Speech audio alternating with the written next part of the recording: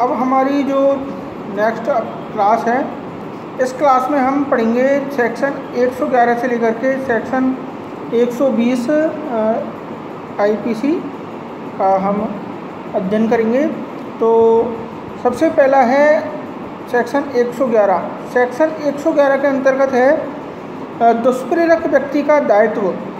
जब एक कार्य जिसका दुष्प्रेरण किया गया है और उससे किसी भिन्न प्रकार से जो कार्य है वो किया जाता है, तो उसके अंतर्गत है जब किसी एक कार्य का दुष्प्रेरण किया जाता है और उसके परिणाम स्वरूप कार्य नहीं किया जाकर कोई दूसरा कार्य किया जाता है, तब दुष्प्रेरक व्यक्ति उस कार्य के लिए उसी प्रकार से और उसी विस्तार तक दायित्व के अधीन है मानो उसने सीधे दुष्प्रेरण का जो कि कार्य वो किया गया है। लेकिन इसके अंतर्गत है कि यह तब जबकि किया गया कार्य दुष्प्रेरण का अधिसंभाव्य परिणाम हो और वह उस उकसाहट के असर के अधीन या सहायता से या उस षड्यंत्र के अनुसरण में किया जावे जिसके से यह दुष्प्रेरण का जो अपराध है वो घटित हो। तो ये सेक्शन हो गया 111। सेक्शन 112 के अंतर्गत है कम्युलेटिव पनिशमेंट, यानी आकलित दंड।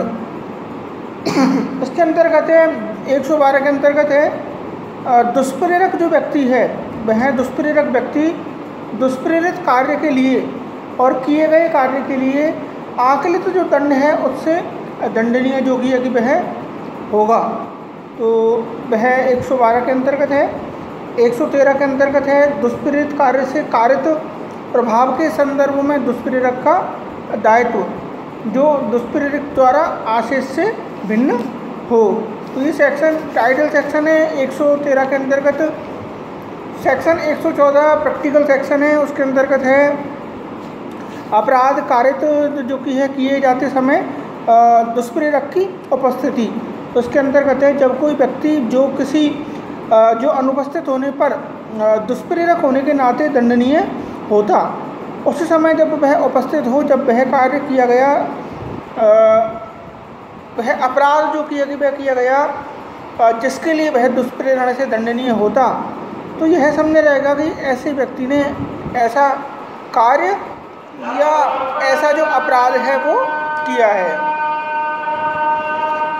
तो इसके अंतर्गत सेक्शन 114 है वो यह कहता है कि यदि कार्य करने में सहायता की किसी प्रकार का कोई असिस्टेंस किया तो उसकी उपस्थिति ही मानी जाएगी, यानी उसको प्रिज्यूम किया जाएगा। ये सेक्शन हो गया 114।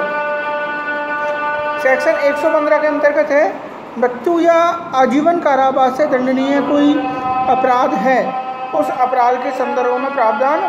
तो यदि वह अपराध नहीं किया जाए तो इस स्थिति के अंतर्गत वह अपराध नहीं किया जाए और इस प्रकार से कोई दुष्प्रेरण करता है तो वह किसी भांति का कारावास हो सकेगा जो 14 वर्ष के अभी तक का होगा और जुर्माने से भी उसको दंडनीय जो किया जाएगा। सेक्शन 116 है, उस 116 के अंतर्गत है कारावास से दंडनीय कोई अपराध है, तो कारावास से दंडनीय अपराध का दुष्प्रेरण। तो उसके अंतर्गत जो कारावास से दंडनीय अपराध के अंतर्गत है कि वह दीर्घतम जो अवधि है पनिशमेंट की, उस दीर्घतम अवधि के 1/4 है उससे तक वह पनिशमेंट हो सकेगा या उस पर फाइन इम्पोज की जा सकती है या दोनों से उसको पनिशमेंट करने का जो प्रावधान है वो किया गया है। अब हमारा सेक्शन 117।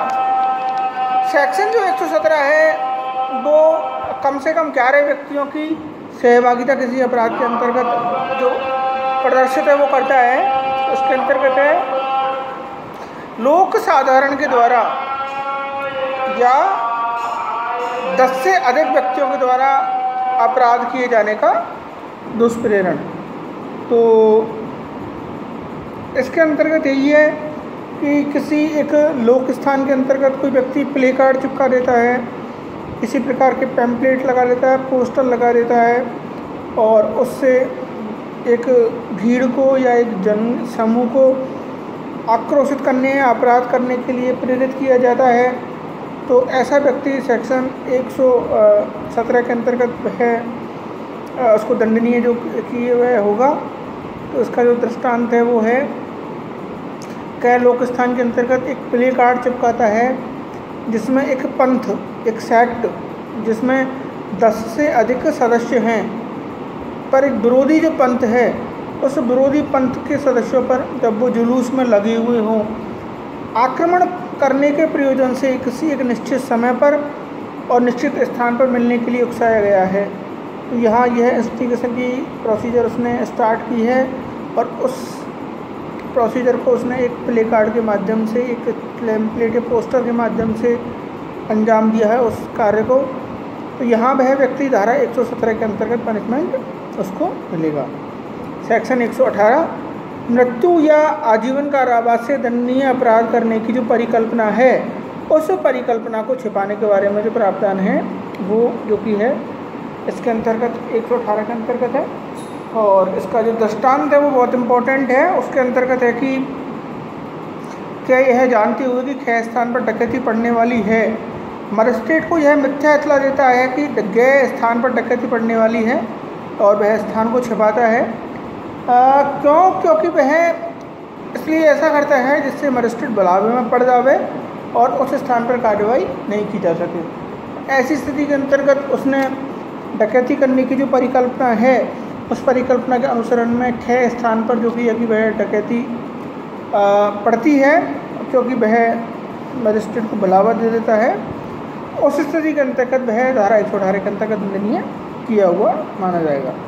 सेक्शन 119 के अंतर्गत है ऐसे अपराध के किए जाने की परिकल्पना का लोक सेवक के द्वारा छपाया जाना, जिसका निवारण करना उस लोक सेवक का कर्तव्य है।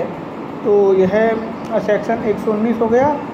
सेक्शन 120 के अंतर्गत है कारावास से दंडनीय अपराध कारित करने की परिकल्पना को छुपाया जाना। तो ये सेक्शन टाइटल सेक्शन ही है, तो सेक्शन 120 हो गया। तो अब सेक्शन 107 से लेकर के सेक्शन 120 तक हमने पूरा अध्ययन किया और इसमें मेनली जो हमने यही देखा कि सेक्शन 107 में 3 प्रकार से हम जो दुष्प्रेरण है उसको कर सकते हैं। उसके अलावा हमने इसका जो मेन जो 108 के अंतर्गत दुष्प्रेरक के बारे में पढ़ा था, 109 में पनिशमेंट के बारे में पढ़ा था कि जहाँ उपबंधित नहीं है वहाँ क्या पनिशमेंट होगा, और कम्युलेटिव पनिशमेंट हमने सेक्शन 112 के अंतर्गत 112 के अंतर्गत पढ़ा था। अपराध करते समय दुष्प्रेरक की उपस्थिति क्या होगी 114 के अंतर्गत पढ़ा। एक जुलूस के संदर्भ में यदि कोई व्यक्ति जुलूस को आक्रोशित करने के लिए या इंस्टिगेट करने के लिए यदि इस प्रकार कोई दुष्प्रेरण का कार्य करे 117 के अंतर्गत पढ़ा। अपराध कार्य करने की परिकल्पना को सुकर बनाने के प्रयोजन से 118 के अंतर्गत हमने पढ़ा। कुल मिलाकर के यह सार निकलता है कि जहाँ कोई अपराध दंडनीय है तो दुष्प्रेरक भी उसी पनिशमेंट से दंडनीय होगा, और दुष्प्रेरक व्यक्ति का जो दायित्व 113 के अंतर्गत जो दे रखा है, तो उसकी जो लायबिलिटी है, दुष्प्रेरक का जो लायबिलिटी है वो समान रूप से जो कि अपराधी के बराबर ही उसकी जो दायित्व है वो होगा। तो आगे की जो हमारी कक्षा है उस कक्षा में हम क्रिमिनल जो कॉन्स्पिरेसी है, आपराधिक षड्यंत्र है, उस आपराधिक षड्यंत्र के अपराध को पढ़ेंगे।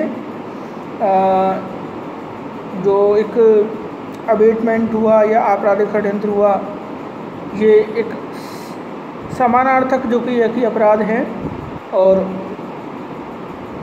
ये अलग से जो अपराध है वो सृजन जो कि करते हैं।